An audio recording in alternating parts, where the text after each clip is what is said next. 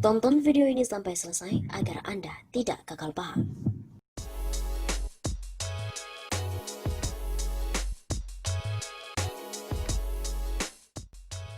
Salam perpisahan Jokowi dengan NU dan Muhammadiyah. Presiden Joko Widodo sepertinya ingin menyudahi hubungan baik dengan organisasi kemasyarakatan ormas Islam terbesar di negeri ini, yaitu Nahdlatul Ulama atau NU dan juga Muhammadiyah. Setidaknya hal itu tercermin saat orang nomor satu di Indonesia ini mengabaikan masukan dari kedua ormas tersebut. Masukan yang dimaksud berkaitan dengan penyelenggaraan Pilkada serentak 2020 pada 9 Desember mendatang. NU dan Muhammadiyah sama-sama mendesak agar Jokowi meninjau ulang, atau bahasa lainnya yang menunda gelaran pilkada. Keduanya kompak bahwa keselamatan rakyat menjadi yang utama, sementara gelaran pilkada di masa pandemi amat berbahaya bila dilanjutkan. Namun masukan dari ormas Islam yang biasanya didengar itu ternyata diabaikan Jokowi. Melalui juru bicara Presiden Fajrul Rahman, pemerintah memastikan tidak akan menunda pilkada. Alasannya karena penyelenggaraan pilkada tidak bisa menunggu pandemi berakhir dan tidak satu negara pun yang tahu kapan pandemi COVID akan berakhir. Selain itu, Fajrul juga mengurai bahwa tidak ditundanya pilkada bertujuan untuk menjaga hak konstitusi rakyat, hak dipilih dan hak memilih.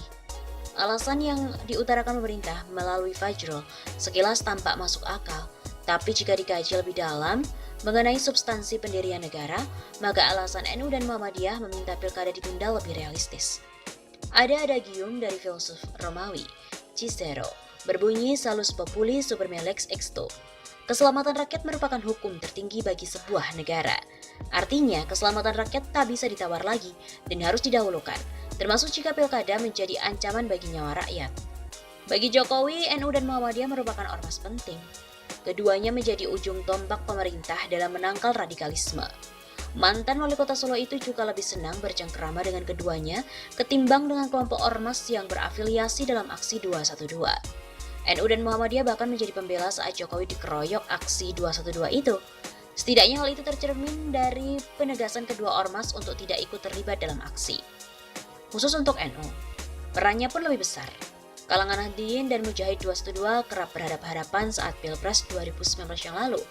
Nahdliyin yang Rois Amnya Ma'ruf Amin digayat sebagai wakil presiden, mayoritas merapat ke Jokowi. Sementara Mujahid 212 yang ingin menyudahi kepemimpinan Jokowi kompak berada di barisan Prabowo Subianto. Namun titik akhir kemesraan ini sepertinya sudah terlihat.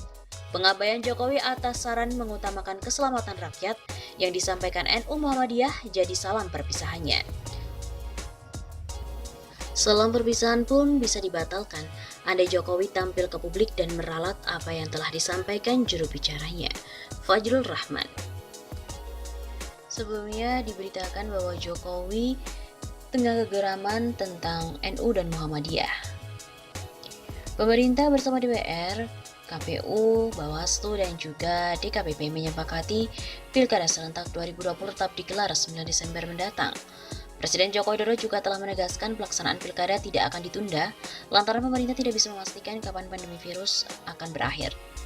Presiden Jokowi lewat juru bicara Istana Fajrul Rahman mengatakan bahwa pemungutan suara pilkada di 270 daerah di Indonesia akan tetap dilaksanakan serentak pada 9 Desember 2020 mendatang.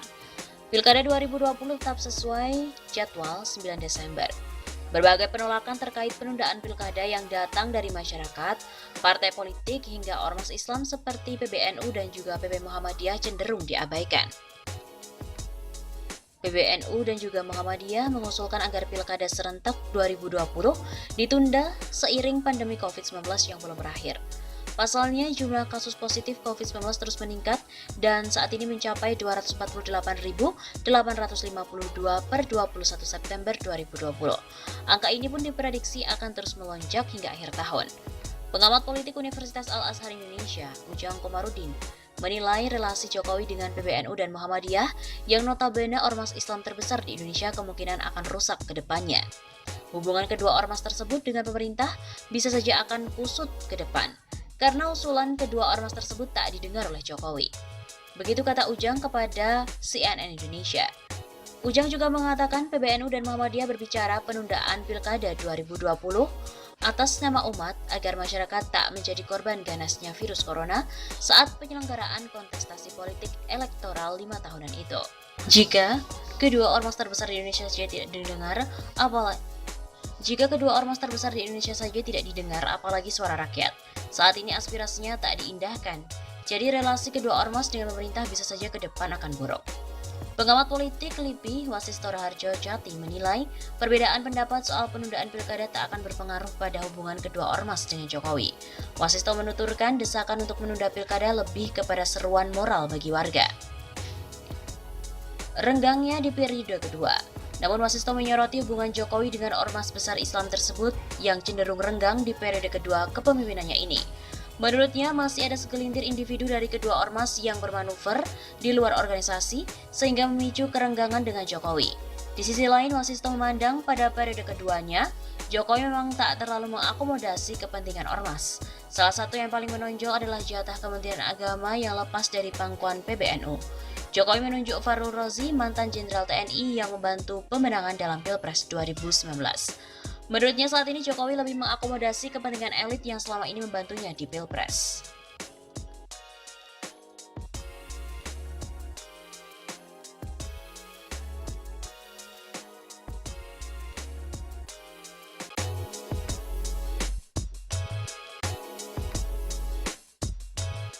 Bushro ungkapkan bahwa SBY ini tidak represif dan seganas Jokowi.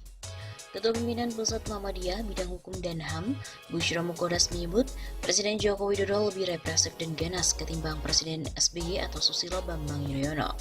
Hal itu disampaikan Bushro saat menjelaskan kelahiran RUU Cipta Kerja di seminar daring RUU Omnibus Law Cipta Kerja ditentang, dilanjutkan, dan dipaksakan. Acara ini digelar oleh Ilmu Pemerintahan Universitas Muhammadiyah Yogyakarta atau UMY pada hari Jumat 7 Agustus dan disaksikan di kanal YouTube kampus tersebut pada hari Sabtu 8 Agustus. RUU ini lahir di era Jokowi yang seorang sipil bukan militer.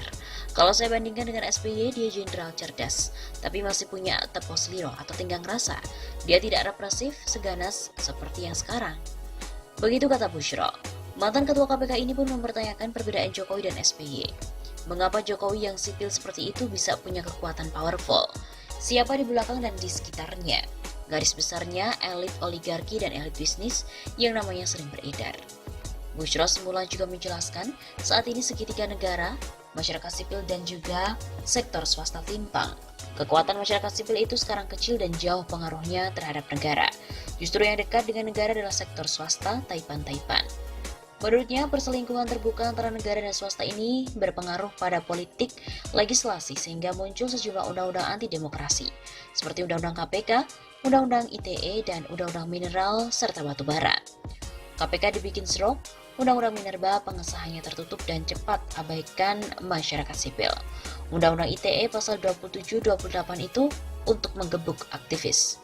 RUU KUHP pada 5-6 pasal yang sangat represif. Ngeri sekali. Begitu lanjutnya. Untuk itu, ia mempertanyakan politik legislasi anti-demokrasi yang lahir di masa kepemimpinan sipil Presiden Jokowi. Sejumlah undang-undang itu pun wujud pelanggaran prinsip hukum, termasuk Undang-Undang Dasar 1945. Artinya, pemerintah sekarang ini sedang asyik dengan pembangkangan konstitusi. Politik legislasi anti-demokrasi itu membuat segitiga timpang makin membusuk. Negara dimasuki sektor swasta. Begitu besar pengaruh sektor swasta terhadap kebijakan pemerintah dan semakin kecil peran masyarakat sipil. Bushro juga menyebut produk-produk hukum itu menunjukkan negara makin tidak berdaya menghadapi gerakan sektor swasta. Mereka mempengaruhi pejabat-pejabat sehingga menggunakan menjual belikan serta menyalahgunakan pengaruh sebagai jabatan, termasuk dalam penyusunan RUU. Ia pun mengajak mahasiswa dan aktivis kampus bergerak setelah langkah PP Muhammadiyah menolak pembahasan RUU Cipta Kerja jika didesain untuk mengabaikan masyarakat sipil dan menggelar karpet merah untuk investor asing. Saya optimis kampus di Jawa bisa mempelopori deklarasi bersama. Ini akan punya pengaruh psikopolitik ke pemerintah. Pengajar ilmu pemerintahan UMY David Effendi juga menyebut RUU Ciptaker punya kekurangan sangat parah secara moral, ekonomi, politik. Moral ekologinya juga tidak ada, padahal pembangunan itu juga harus memperhitungkan kelestarian lingkungan hidup tempat manusia bergantung.